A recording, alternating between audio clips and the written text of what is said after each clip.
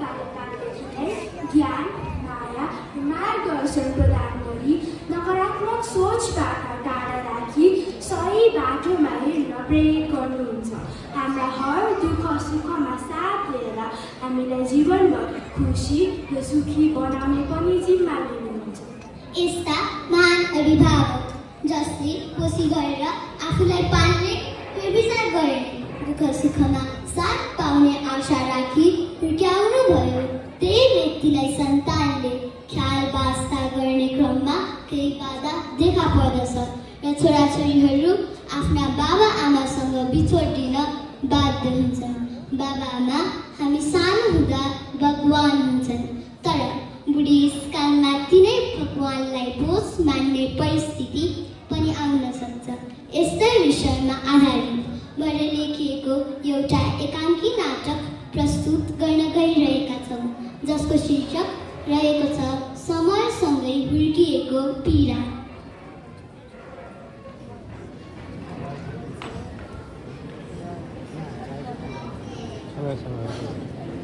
एउटा सुखी र खुसी परिवार जसमा बाबा आमा, 2 छोराहरू र 1 छोरी हुन्छन्। गाउँभरिमा उनीहरूको परिवार मायालु र आदर्शवान मानिन्थ्यो।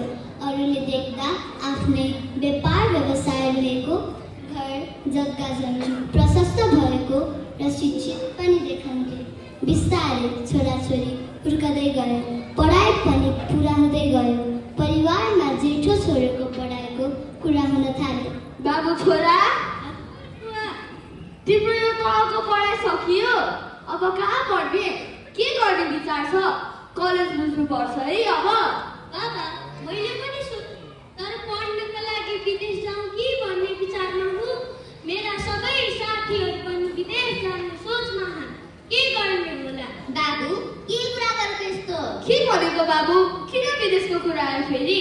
अब हामीलाई तिम्रो आँट र भरोसाको खाँचो छ नि। बाबा, म सधैँको लागि जान लागेको होइन नि, म पढ्नको लागि पो हो त। पढाइसकेपछि त फर्किहाल्छु नि। खै के हो, विदेश गएपछि कसैका छोराछोरी फर्केर आएको देखिँदैन। बाबा, त्यस्तो नसोच्नु न।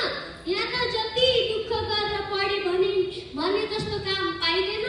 यदि पाइयो भने नि कुनै न कुनै नेताको घर पर्नपछि लाग्नु नै पर्छ। ए हजुर, यो विदेश जाने नै भयो, अब के गर्नु? सबै व्यवस्था मिलाइदिनुहोस्। आज भोलिको युवा आफ्नो देशमा बस्न नै मान्दैनन्। केही समय आफ्नो घरमा सरसल्लाह हुन्छ। बाबु, तिमी विदेश जाने नै भयो, जाऊ, तर पढाइ सकेपछि फेरि देश फर्कनु पर्छ है। म आए।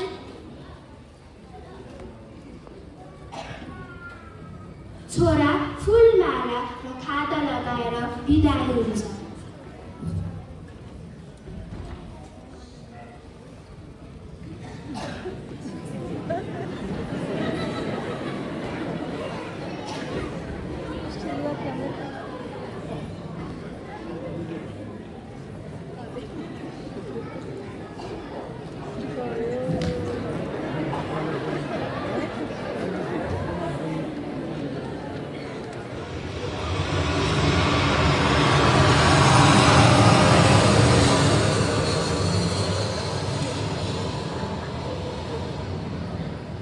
समय बित्दै जाँदा घरमा भएका 2 सन्तानको पनि पढाइ सकिँदै जान्छ।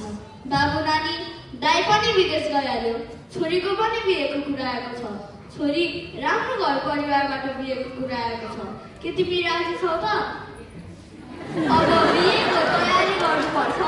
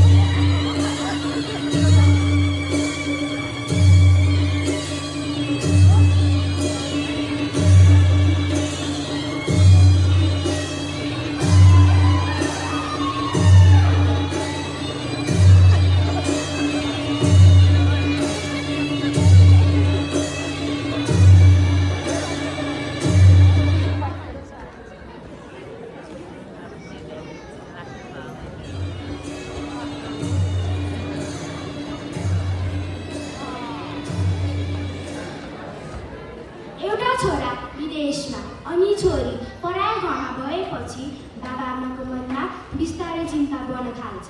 कान्छो छोरो त छ नि भनेर चित्त बुझाउँदै बसेका हुन्छ।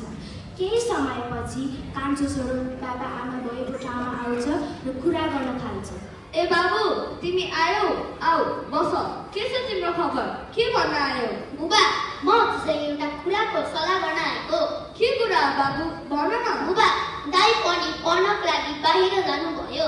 विदेशमा उहाँको सबै राम्रो भएको छ। दिदीको पनि बिहे भयो, राम्रो घर परिवार लिएको छ। अब म पनि पढ्नको लागि विदेश पो जाउँ कि भन्ने सोचेको छु। बाबु, के कुरा गरेको यस्तो? तिमी पनि विदेश गयो भने हामी यहाँ के गर्ने? हामी त एक्लै हुन्छौँ त। आमा, हजुरको साथमा दिदी हुनुहुन्छ त। बेला बेलामा पनि दिदी आइहाल्नुहुन्छ त। दिदी बिहे भएकी मान्छे आफ्नै घर सम्हाल्नु पर्छ नि, यहाँ आइरहन पर्छ त। बाबु, धेरै जिद्दी नगर। यहाँ पनि राम्रो पढाइहरूले धेरै कलेजहरू छन् नि। त्यही माथि हाम्रो आफ्नै व्यापार व्यवसाय पनि छ। के को चिन्ता? बाबु, तिमी अझै मुख नगर। तिमी नै दुःखी भयो भने हामी कसको लागि बाँच्ने? दाइ र दिदी पनि साथमा छैन। हेर त, तिम्रो आमाको अनुहार पनि दुःखी भयो। अनि के गर्ने त? हजुरलाई मेरो कुरा नै मन पर्दैन। मन नपरेको होइन बाबु, घर परिवार र देश छोडेर नजाऊ।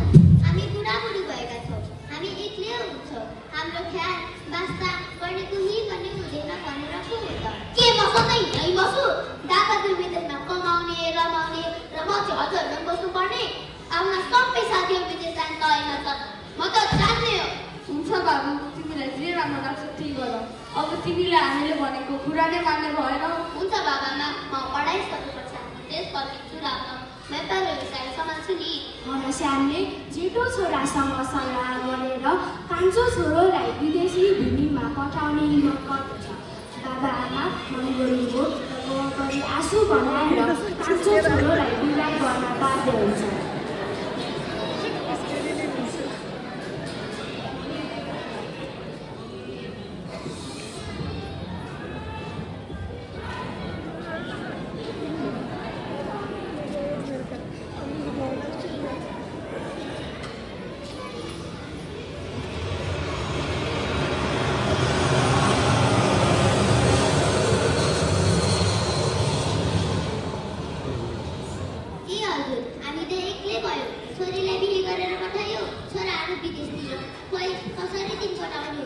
यस्तै हो राधिका, के नगर। हामी जस्ता कयौँ बाबाआमाले यो पीडा भोग्नु परेको छ। केहीका सन्तान त बाकसमा फर्कनु परेको छ। जे हुन्छ त्यही भोगौला। जाउँ अब। समय बित्दै जान्छ। छोराछोरी आफ्नो काममा व्यस्त हुन्छन्, रमाउँछन्, तर घर फर्कने कुरा भने पटक्कै गर्दैनन्। बुढी आमालाई भने साह्रै नै चिन्ता पर्न थाल्छ। बेला बेलामा फोटो हेर्दै चलाउन थाल्छन् अनि रुन पनि थाल्छन्। ए राधिका, किन रोएकी? फेरि के भयो? हेर, आँसु झारेर फेरि छोराछोरीको याद आयो हो? ए हजुर, आजभोलि किनभने कसैले पनि फोन गर्दैनन्। नबोलेको धेरै भयो। कतै बिरामी पो भयो कि? लौ न हजुर, एकपटक फोन गरौँ न। होइन, किन आँटेकी? फुर्सद नभएर होला नि। ल, म फोन गर्छु।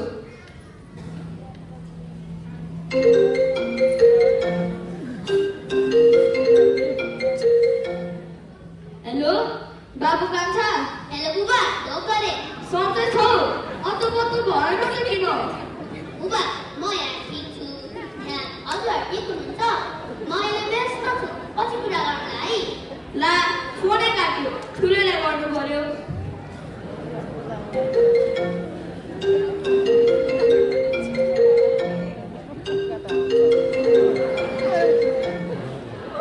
हेलो बाबु ठुले, सधैँ छौ? धेरै दिन भयो त, किन फोन नगरेको? भाइलाई पनि फोन गरेको थिएँ, भाइ त व्यस्त रहेछ, कुरा नै गर्न मिलेन। तिमी आमा यहाँ साह्रै चिन्ता लिएर बसेकी छिन्, आमासँग कुरा गर ल। हेलो आमा, ढोक गरे। म यहाँ ठिक छु, त्यहाँ हजुरहरू सन्चै हुनुहुन्छ? आमा, म अहिले काममा छु, पछि कुरा गर्छ है। मैले पैसा पनि पठाइदिएको छु, निकाल्नु है। हेलो हेलो बाबु, ला फोन त काट्यो, एकपटक छोरीलाई गर्नु पर्यो।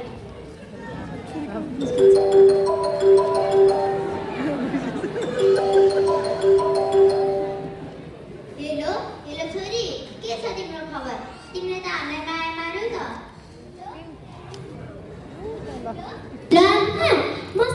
छु। हेर्नुहोस् न यहाँ ससुरा बुवा, श्रीकृष्णै बिरामी हुनुहुन्छ। त्यसैले फुर्सद पाएकी नै छुइनँ। उहाँलाई अलि सन्चो भएपछि आउँछु नयाँमा। ल ल ख्याल राख है। अब हाम्रा छोराछोरीले हामीलाई बिर्सन थाले। फोनमा कुरा गर्ने समय छैन। आमा बुबाको मन छोराछोरीमाथि, छोराछोरीको मन बुढामाथि बलकिरहेछ। समय र परिस्थितिले मानिसलाई कस्तो परिवर्तन गर्दो रहेछ है। हो राधिका, यस्तै हो। समय बित्दै जान्छ।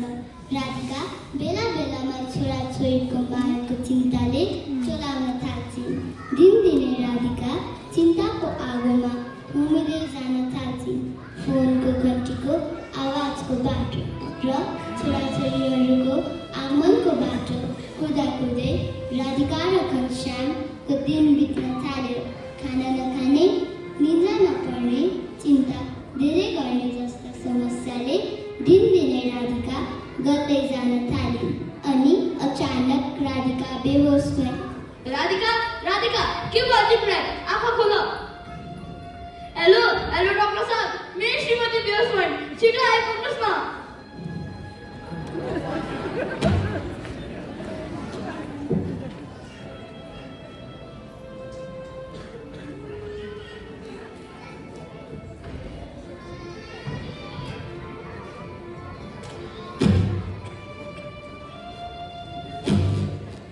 हजुरकी पत्नीको अवस्था ठिक छैन। उहाँ त अब छिटै मर्छु कि भन्ने कुराको चिन्ते रोगसँग लड्दै हुनुहुन्छ। त्यस्तो नभन्नु न, उनी त मेरो जिन्दगीको अन्तिम सहारा। उनी बिना म कसरी बाँच्छु? हेर्नुहोस्, हामी सक्ने प्रयास त गर्छौँ, हेरौँ के हुन्छ।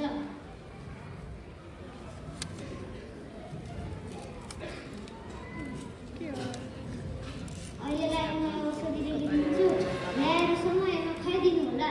अनि उहाँको राम्रो ख्याल राख्नु है।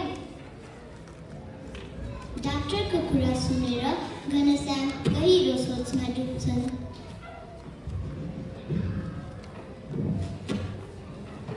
राधिका, जबसम्म म तिम्रो साथमा हुन्छु, तिमीले कुनै लड्न मान्नु पर्दैन। म तिमीलाई संसारको जुन कुनामा लगेर भए पनि निको पार्छु। आखिर यो सम्पत्ति के कामको लागि हो र? तिमी साथमा भयो सम्पत्ति खर्चेन पनि पछि पर्दैन। तर तिमीले पुत्र मोह त्यागिदिनुपर्छ। उनीहरूको चिन्ता गर्नु छोड्नुपर्छ। बुढाको कुरा सुनेर बुढी सबै पीड, चिन्ता, प्रसन्न चाहना राखी बुढाको न्यानो अङ्गालोमा बाँधिन पुग्यो र बुढाको अनुहारमा मायालु दृष्टि फाल्दै आँखा बन्द गरी ती आँखा कहिले खोलेन। राधिका, राधिका, के भयो तिमीलाई? मलाई एक्लो छोडेर नजाऊ। राधिका, राधिका। अन्तिममा राधिकाको अन्तिम अवस्थामा न त छोराहरू आए न त छोरीले, मात्र घनश्याम एक्लो भयो। समय र परिस्थितिले मानिसलाई आफ्नो मनको पीडा मन भित्रले राखेर हाँस्न, बाँच्न र मर्न समेत बाध्य बनाउँछ। र त्यसका प्रत्युत्तरमा बुढाबुढी, बाबा आमा मात्र बस्ने बाध्य हुन्छ भन्ने अहिलेको तितो र यथार्थ